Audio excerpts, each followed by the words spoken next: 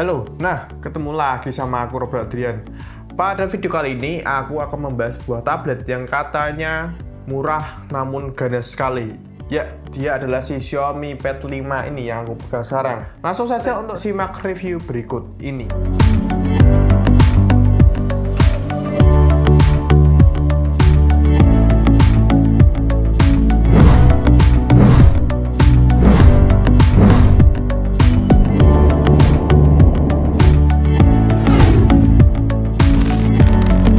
Oke, seperti biasa, hal yang akan kita bahas adalah sebuah desain. Untuk bagian belakangnya sendiri, si Xiaomi Pad 5 ini memiliki finishing berupa doff. Kemudian untuk di bagian samping kanan, kita akan melihat sebuah tombol volume pengeras suara dan volume penurun suara.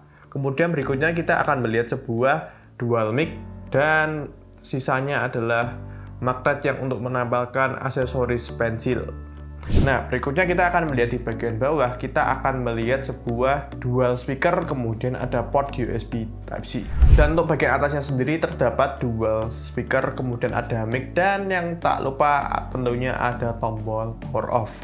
Nah, untuk bagian kirinya sendiri, ia tidak memiliki SIM card alias WiFi only saja untuk si Xiaomi Pad 5 ini, melainkan terdapat sebuah magnet untuk menambahkan aksesoris keyboard.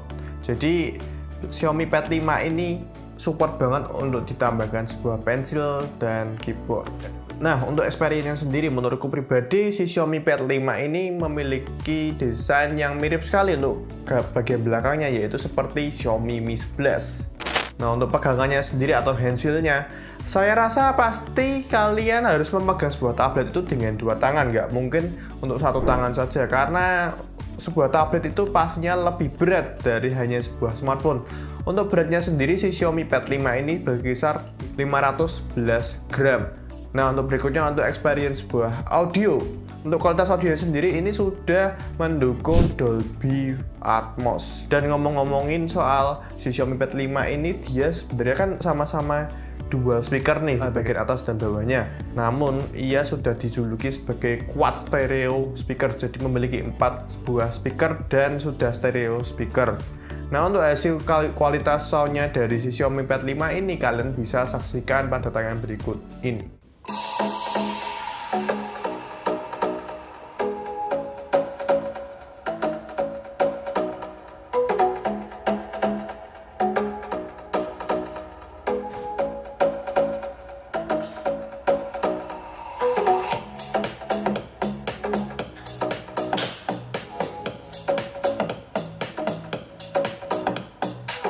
Berikutnya, hal yang kedua akan kita bahas adalah sebuah layar. Layar dari si Xiaomi Pad 5 ini hanya mengusung layar LCD IPS biasa. Dan untuk bentangnya sebesar 11 inci dengan resolusi 2K 1600 x 2560 pixel. Dan untuk rasionya sendiri, ia tidak rasio seperti smartphone, melainkan rasionya tablet yaitu di 16:10. Nah, berikutnya untuk refresh rate-nya sendiri dari si Xiaomi Pad 5 ini berkisar di 120 Hz. Jadi membuat untuk scrolling menjadi lebih nyaman, dan untuk pergerakan bermain game pun lebih oke. Kemudian untuk Xiaomi Pad 5 ini sudah mendukung Dolby Vision dan HDR10+. Apa sih kegunaan dari HDR10 dan Dolby Vision ini? Kegunaannya adalah membuat keakuratan warna dari si Xiaomi Pad 5 ini menjadi lebih tajam dan lebih presisi. Nah, untuk experience sendiri, ya meskipun ini menggunakan LCD IPS biasa, namun aku rasa untuk si Xiaomi Pad 5 ini sudah cukup banget. Dan lagi pula dia memiliki layar yang besar dan resolusi 2K, menjadikan nggak bisa dibilang jelek-jelek banget, karena untuk resolusinya saja sudah terlihat lebih tajam ketimbang Full HD Plus biasa. Dan untuk kecerahannya sendiri, aku bilang si Xiaomi Pad 5 ini pun tergolong bagus. Pada saat kondisi indoor dapat terlihat dengan jelas, dan kondisi outdoor pun masih bisa terlihat dengan jelas. Namun mungkin sedikit-sedikit agak lebih samar-samar ya, karena ada kayak bener-bener backlight banget nih. Mataharinya kan terik banget di jam 12 siang, jam 1 siang. Tapi overall masih aman-aman saja. Selanjutnya untuk platform OS. Si Xiaomi Pad 5 ini menggunakan MIUI 4Pad 12.5 ROM Indonesia. Ngomongin tentang si ROM dari si Xiaomi Pad 5 ini, aku sengaja mengubah ROM Indonesia ini menjadi ROM Cina dari bawaan si Xiaomi Cina. Mengapa begitu? Gini saja lah, singkatnya aku ingin mengurangi bug atau ingin menggunakan experience lebih enak saja dalam penggunaan si Xiaomi Pad 5 ini. Karena aku rasa-rasa aku banyak lihat di sebuah forum mengatakan bahwa untuk ROM global dari si Xiaomi Pad 5 ini terlihat memiliki banyak bug. Namun aku tidak ngerti bug apa yang terjadi pada si Xiaomi Pad 5 ini. Tapi untuk lebih amannya aku merubahnya ke ROM Cina. Oh ya, berikutnya untuk si Xiaomi Pad 5 ini menggunakan sudah Android 11. Jadi paling terbaru untuk saat ini. Mungkin next step-nya mendapatkan Android 12, tapi aku tidak tahu kapan akan mendapatkannya.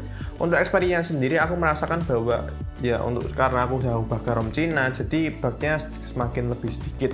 Dan namanya MIUI ya, tentu saja sama saja seperti menggunakan smartphone pada umumnya. Jadi nggak ada bedanya sebenarnya menggunakan smartphone dengan si tablet ini. Hal yang keempat akan kita bahas adalah sebuah prosesor atau otak dari smartphone tersebut atau otak dari tablet ini.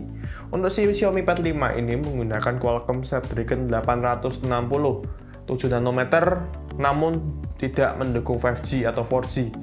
Ini hanya Wi-Fi only saja.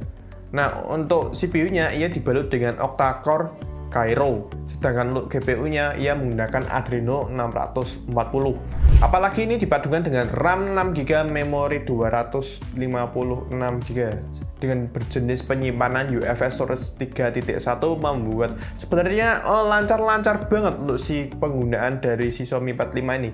Sayangnya untuk si Xiaomi Pad 5 ini tidak mendukung memory extension alias kayak menambahkan RAM virtual gitu. Jadi ini tidak didukung oleh memory extension.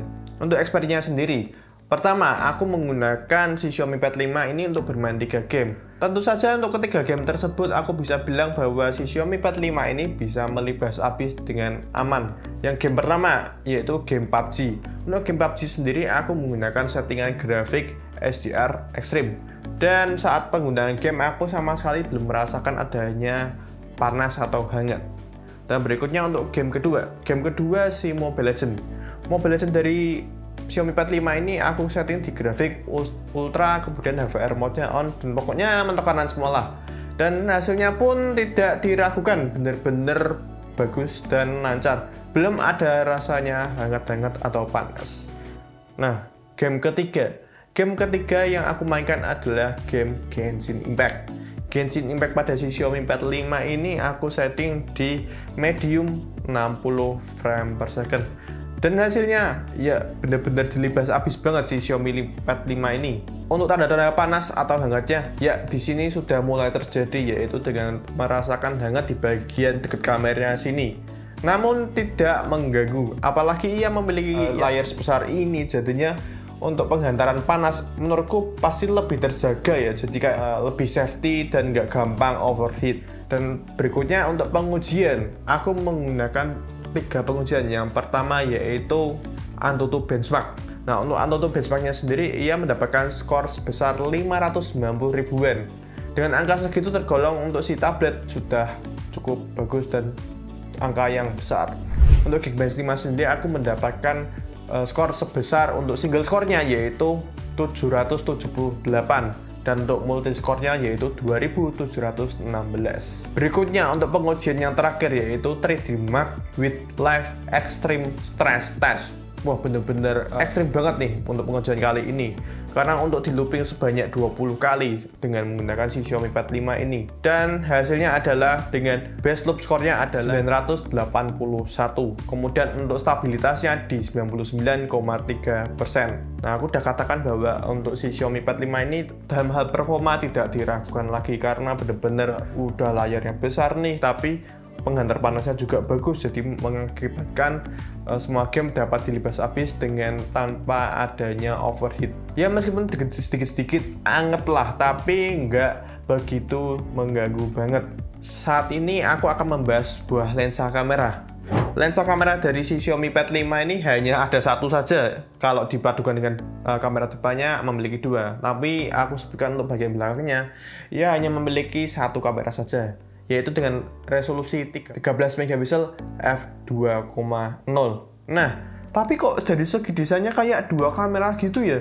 Tentunya ini aku bisa katakan bahwa ini hanya gimmick-gimmick doang.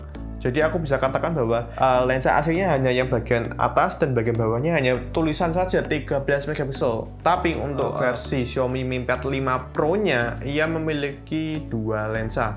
Tapi yang aku gunakan saat ini hanya satu lensa saja.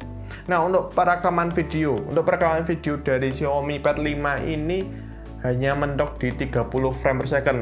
Maksudnya apa? Di 720 SD bisa, Full HD bisa, 4K malahan bisa, tapi hanya 30 fps saja.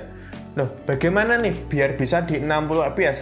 Jawabannya sederhana sekali. Jika menjadi penyelamat untuk si Xiaomi Pad 5 ini. Mengapa? Karena dia bisa memberikan 60 frame per second, tapi Full HD saja ya pada Xiaomi Pad 5 ini. Nah, berikutnya untuk kamera depan dari Xiaomi Pad 5 ini memiliki resolusi 8 megapiksel dengan f2.0. Untuk perekamannya sendiri ia hanya mentok di 1080 30 frame per second. Tapi untuk posisi kameranya sendiri aku merasakan agak-agak gimana gitu kan. Rata-rata penggunaan pad itu digunakan secara horizontal bukan vertikal. Jadi seharusnya kalau horizontal letak kameranya harusnya di bagian atas sini, malah di sini tuh kayak berbeda banget, jadi kayak mah di samping kiri kalau dibuka horizontal seperti ini. Jadi mungkin kedepannya untuk Xiaomi bisa merubah desainnya untuk sisi kamera depan untuk tablet agar lebih kayak presisi gitu, lebih enak aja. Nah, untuk experience hasil foto dan video dari Xiaomi Pad 5 ini kalian bisa tonton tayangan berikut ini.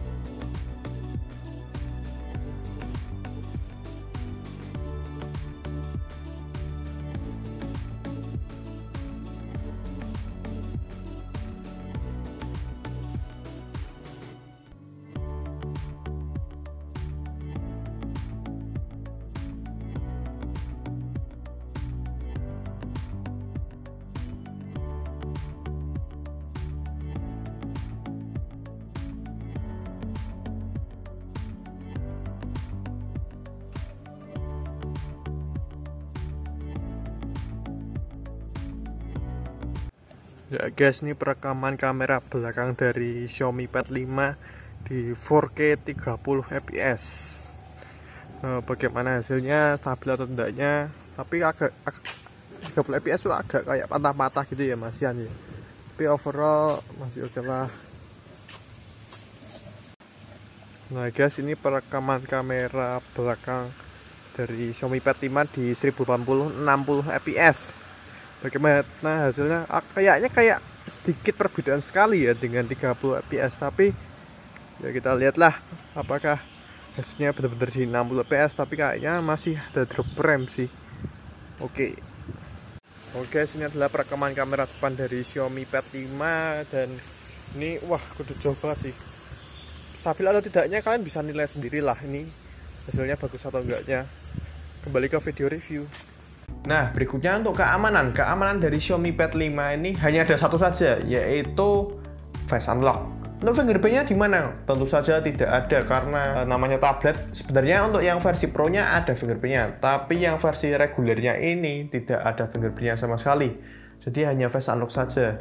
Nah, gimana sih? Apa pembukaannya cepat? Aku bisa bilang sih biasa-biasa saja. Jadi bukanya nggak cepet-cepet banget, juga nggak lambat-lambat banget. Standar saja. Dan untuk versi keamanan, apakah terjaga? Jawabannya adalah ya bisa dibilang aman-aman saja hingga kini digunakan. Nah, untuk berikutnya ketahanan baterai. Ketahanan baterai dari Xiaomi Pad 5 ini memiliki baterai sebesar 8720 mAh dengan daya cas sebesar 33 watt. Lah, tapi di dalam kotak penjualannya Xiaomi hanya memberikan sebesar 22,5 watt. Namun untungnya aku sendiri pernah membeli Poco F2 Pro dengan charge 33 watt. Jadi aku merasa untuk si Xiaomi Pad 5 ini dapat ngecas secara normal yaitu di 33 watt. Dan untuk waktu casnya sekitaran hanya 1 jam 10 menit atau 1 jam 15 menitan. Ini masih prediksi saja, nanti aku akan buktikan sendiri untuk ada cuplikan videonya. Nah, bagaimana yang bagi kalian yang tidak memiliki charger 33 watt? Kalian bisa membeli charger tersebut di Mi Store atau di online. Tentunya harus yang benar-benar ori milik Xiaomi sendiri. Nah, untuk experience sendiri aku bisa bilang bahwa si Xiaomi Pad 5 ini aku mengatakan untuk baterainya tergolong cukup awet banget karena memiliki SOT yang cukup lumayan tinggi, yaitu di sekitar 12 jam, 13 jam. Untuk saat ini aku hanya menggunakan sosmed, YouTubean, terus main game kecil-kecilan. Jadi terlihat ini cukup irit banget. Nggak tahu kalau sering digunakan setiap hari mungkin bisa 1 hari 2 harian ya. Tapi kalau saat ini aku gunakan hanya kecil-kecilan, bisa bertahannya sampai 3 hari. Cuman untuk SOT-nya bisa di 12 jaman, 13 jam kalau dipakai full. Menurutku pribadi untuk Xiaomi Pad 5 ini benar-benar buas. Apalagi yang namanya Qualcomm Snapdragon sudah dimasukkan ke dalam si tablet ini. Jadi benar-benar nggak bisa diragukan lagi. Nah, berikutnya untuk kualitas soundnya sendiri. Untuk kualitas soundnya sendiri, aku mengatakan bahwa Xiaomi Pad 5 ini memiliki setup tadi quad stereo speaker. Jadi untuk kualitas speakernya terjamin banget, jadi suaranya benar-benar bulat. Apalagi ini sudah ditambahkan Dolby Atmos yang membuat suaranya makin surround. Tapi tentunya ini hanya Dolby Atmos-nya berupa software saja, bukan hardware asli. Untuk Xiaomi Pad 5 ini tidak mendukung data seluler, melainkan ini hanya Wi-Fi only saja. Untuk harga dari Xiaomi Pad 5 ini sebenarnya cukup murah sih, hanya di 6 juta saja untuk harga SRP di Indonesia. Namun sayangnya banyak tengkulak atau banyak barang Xiaomi Pad 5 ini menjadi goib. Apa alasannya? Mungkin kalian bisa tanya sendiri pada Xiaomi, atau mungkin Xiaomi bisa menjawab pertanyaan ini, kenapa kok barangnya bisa goib. Oke, terima kasih yang sudah menonton video ini, video review tablet Xiaomi Pad 5 ini, dan jangan lupa untuk subscribe channel ini jika kalian belum subscribe channel ini. Dan jika kalian suka dengan video kayak gini, jangan lupa untuk like video ini, dan jika kalian tidak suka dengan video kayak gini, ya udah share video ini aja ke teman-teman kalian. Dan aku Robert Adrian pamit undur diri. Bye.